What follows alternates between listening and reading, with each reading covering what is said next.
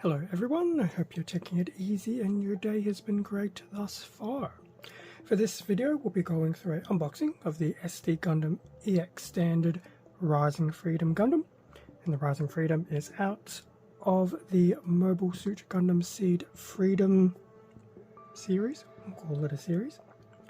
And this was released in 2024 by Bandai. So getting straight into the nitty-gritty front of the box for the Rising Freedom Gundam SDX Standard. Not so much an image of the actual kit itself, it's definitely more of a CGI shot, but it does look very, very cool.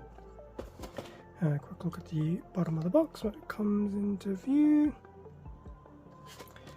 Side of the box, just some various poses of the Rising Freedom. Including its interesting little transformation gimmick, which we know the high grade can obviously do. So this little SDX Standard will do the same thing. Just looking at the feet though, a lot of parts will be hollow. Now, as part of that little SDX Standard gimmick, parts of this kit can be used as an accessory for a high grade. So that does look very cool. I have seen promotional art where it's basically the high grade Rising Freedom holding the SDX Standard Rising Freedom. It does look very cool. Feels very weird, but very cool. And then just a quick front and rear shot, and yeah, that's pretty much the box. So that was a quick look at the box. Not too much to look at given the size of the box and what's inside, but with that being said, time to actually see what is inside. And with everything out of the box, front of the manual for the Rising Freedom. So this will actually be a shot of the completed kit. Now the completed kit will also be painted and all that stuff. So this will not be an actual one-to-one of what is included. We will see why soon. Back of the manual, just a few more of those nice little pose shots, front and rear of the Freedom, Rising Freedom.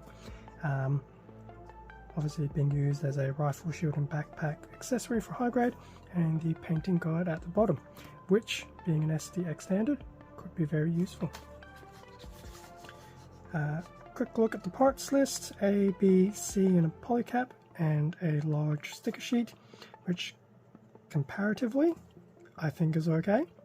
SDX Standard isn't exactly known to shy away from stickers, so I think here it's a bit more expected, and you'll see why in a minute given the color separation of plastic.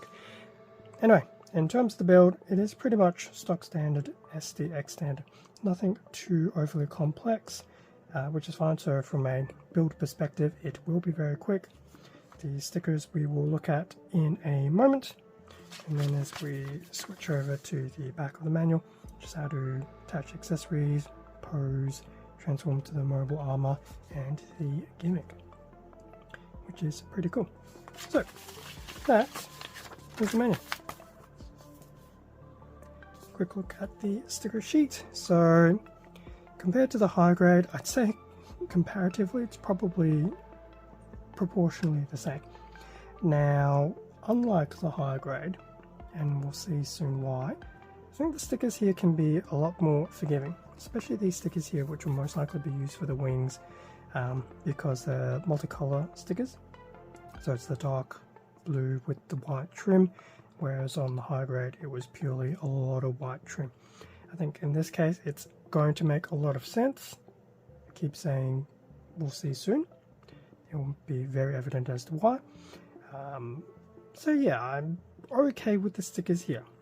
How well they get used, time will tell. Looking at some of these stickers, these white ones, red and white over here, some of these gold ones, you can tell that there are some of these little micro cuts to accommodate folds, bends and things like that. So definitely not for the faint of heart in terms of if you think you can just put the sticker on quickly. Not going to be the case, not for all of them anyway. But yeah, hopefully they do fit well. But as I said, time will tell. Anyway, as for the runners, white A runner, literally all white. So shield is a good example of why the stickers will come into play to basically detail that up Could you paint it? Yes. So a lot of this also comes down to preference, skills, etc. So that is the A runner. We have two B runners, B1 and B2, both in blue. No real overlap. It's just basically a larger B plate divided into two. Now, just taking B2 for instance, so bottom parts are the wing components.